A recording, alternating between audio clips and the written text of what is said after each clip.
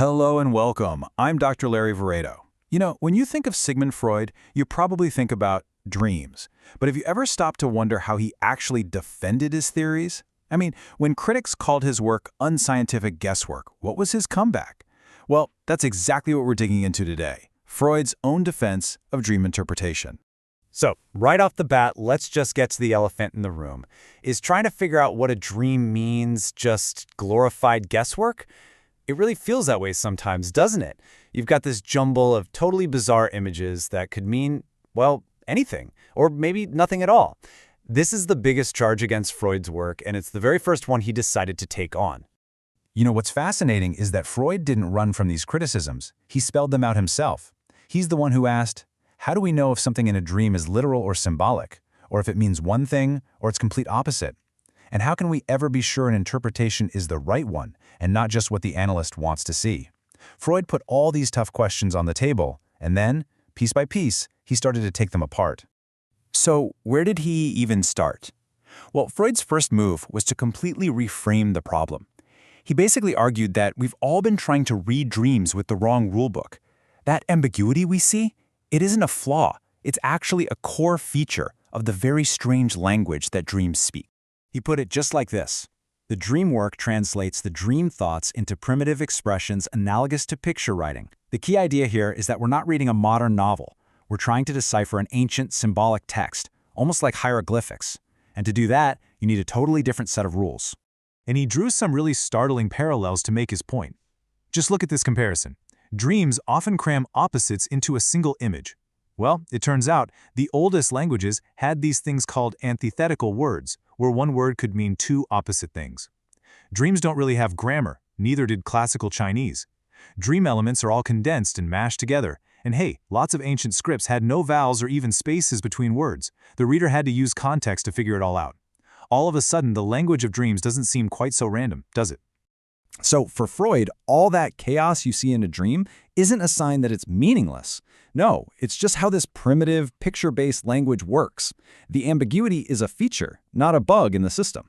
Freud even had this fantastic story from history to back him up. See, when scholars first claimed they deciphered ancient cuneiform, people called them frauds. So in 1857, they got 4 of the top experts, gave them a new tablet, and challenged them to translate it, completely independently. And guess what? Their translations matched. All that skepticism just vanished. For Freud, the lesson was obvious. Just because a language seems bizarre and impossible doesn't mean it's nonsense. It just means you need the right key to unlock it. Okay, fine. So dreams have a weird language.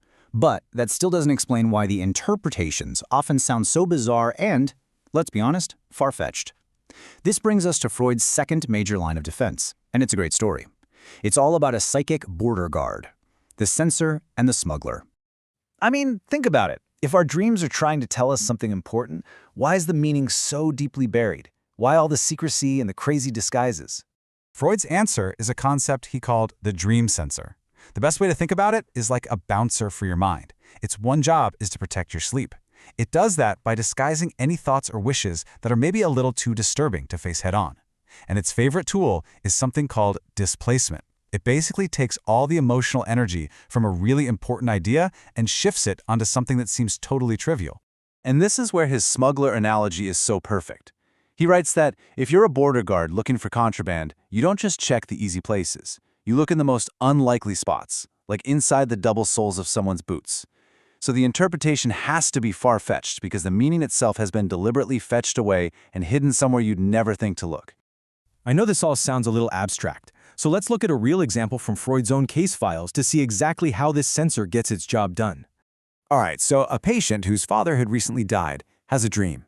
In it, her father appears and just says, "It is 11:15, it is 11:30, it is 11:45. On the surface, that's just nonsense, right? What could that possibly mean? Well, the key, as Freud always insisted, is hidden in the dreamer's own life, usually something from the day before. And it turns out she had heard a relative say, "The caveman continues to live in all of us." Now, that seems totally random, but here is the big clue. In German, the word for caveman is Urmensch. And here it is, the aha moment. Urmensch, caveman, sounds almost exactly like Urmensch, which would mean clock man. The dream censor grabbed onto that accidental pun to represent her secret wish for her father to continue to live. It disguised him as a clockman, announcing the time. It's a completely bizarre, totally far-fetched connection, which is exactly the kind of trick a clever smuggler would pull. And hey, this isn't just some new Freudian trick. Freud points out that even ancient dream interpreters use this kind of logic. When Alexander the Great was stuck trying to conquer the city of Tyre, he dreamed of a dancing satyr. His interpreter broke the Greek word satyros into two parts, sata turos, which means thine is Tyre, and predicted his victory. It's the same kind of pun-based, far-out logic. But, it wasn't just outsiders who had these questions. Freud also had to deal with some friendly fire, some really tough critiques that came from inside his own circle of psychoanalysts. And one of the most powerful critiques is this: don't patients in therapy just start having dreams that happen to confirm their analyst's favorite theories? If the analyst is always talking about power, the patient starts dreaming about kings. If they talk about sex, the patient dreams about, well, you get the idea.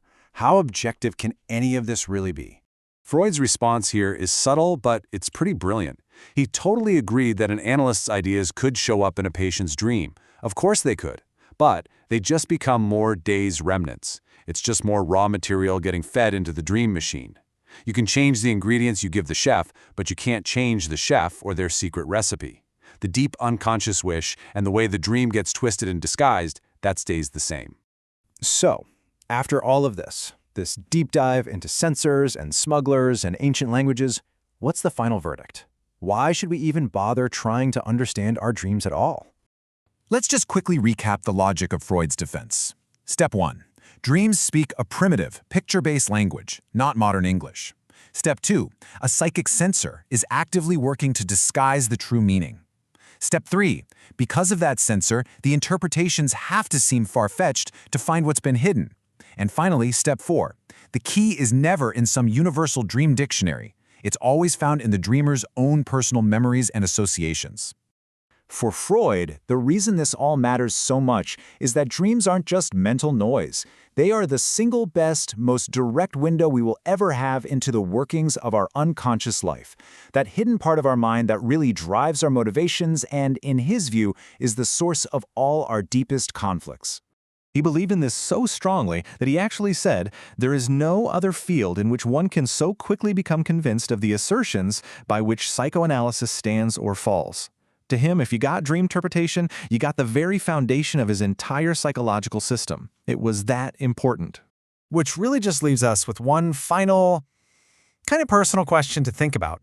If Freud is even partly right, if our dreams are these censored messages from deep inside ourselves, what are your dreams trying to hide from you?